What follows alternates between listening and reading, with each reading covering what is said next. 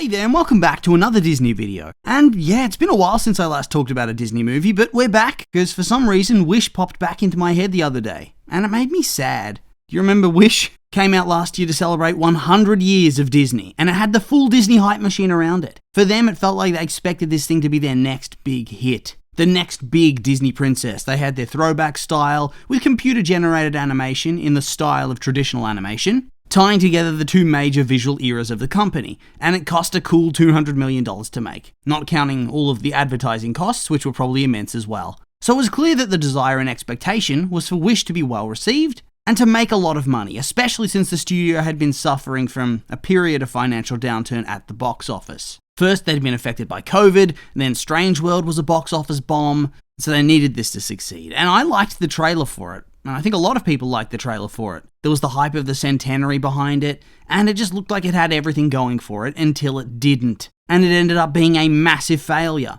And when I say that, I don't necessarily mean that I think it sucks, but that it failed in the overarching goals that a product released by a business should have. And that is to be well received and to make money for the company. And this film did neither of those things, not at all. Like I said, it had a budget of $200 million.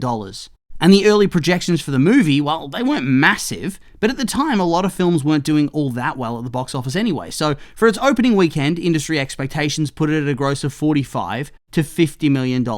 One weekend to make back a big chunk of its stated budget, but it didn't do that. Not at all. It well and truly fell short of all expectations and grossed $31 million over that 5-day opening weekend.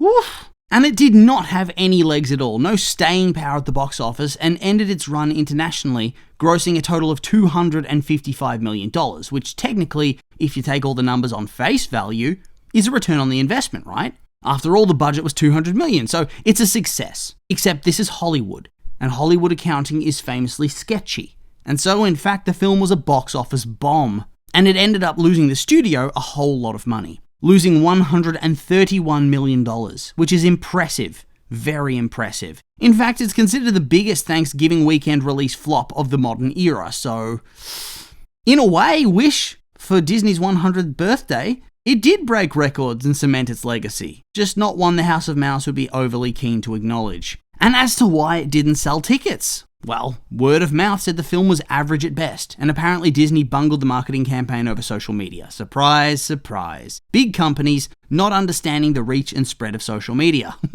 What else is new? And it didn't really do anything for awards season either. Critically, it did badly, has a 48% score on Rotten Tomatoes, and well, there was also a lot of hate for this movie from the audiences, I thought. How the low ticket sales should show that at the very least people didn't want to go and see it. But yeah, lots of dislike for the film. Check video clips, YouTube videos for the songs from the film. Seriously, at the very least, you'd normally expect that the movie soundtrack would be well thought of, but whilst a lot of the songs are liked, there's still some that get crapped on from every which way, so I don't think it's a tough sell to argue that the movie was widely shit on. It was a flop in every respect. And so I guess that brings us to the question, why did Wish fail? What's the reason this movie did poorly, but is also disliked by those that did go and see it? And don't get me wrong, I rather liked this movie for the most part.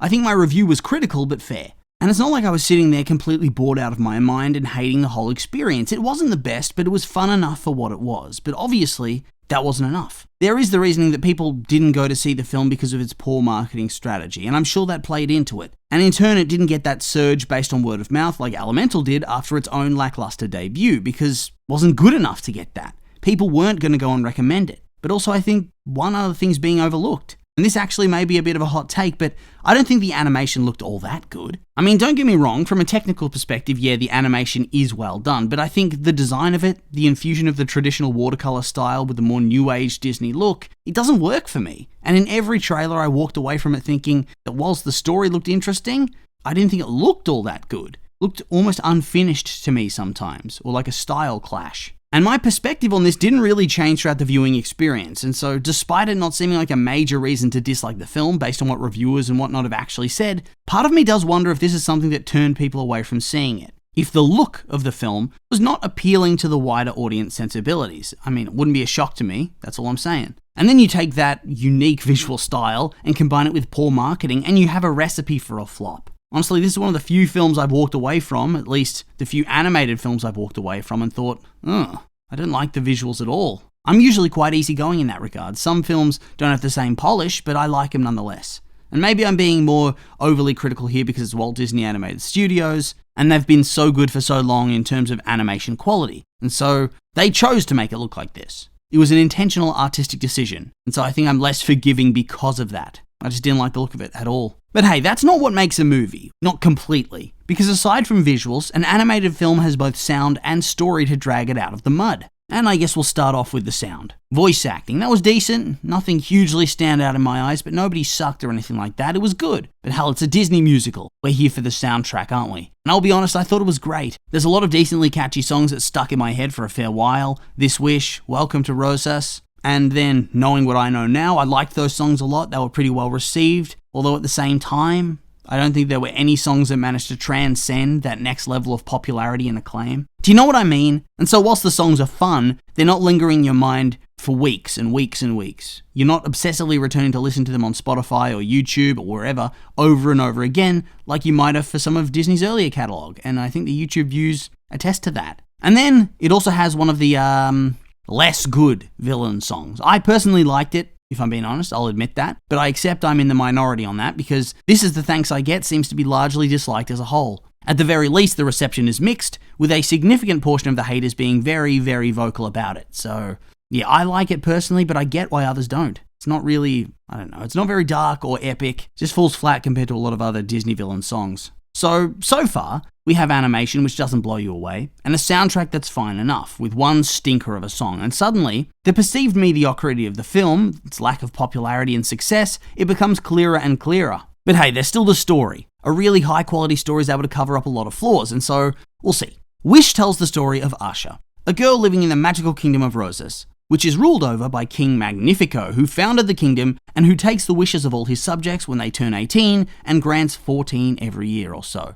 1 or 2 a month. Asha gets a job interview to serve as his apprentice and uses the opportunity to try and get her grandfather's wish granted, to inspire people. That's his wish. But Magnifico reveals to her that most wishes are never going to be granted because they can be dangerous if done so. And her grandfather's, to inspire people, it's far too vague, and thus it could lead to disaster. What if they are inspired to rebel? And so she gets mad at him and thinks he's holding their wishes hostage. He reacts badly in turn, he doesn't hire her, tells her he's never going to grant any of her family's wishes. Dang. And so in her grief, she wishes on a star, which brings the wishing star down to Earth, and he grants wishes with impunity. And that pisses off Magnifico as it's a threat to his power, and Asha becomes public enemy number 1 and is hunted by Magnifico, who turns to dark magic. And eventually, she leads a coup and a revolution against him, and with the help of her friends, family, the public, and even the Queen, Magnifico's wife, she's able to trap him in a magic mirror forever and restore the wishes of the people. And on the face of it, the narrative's fun, an inoffensive little story, but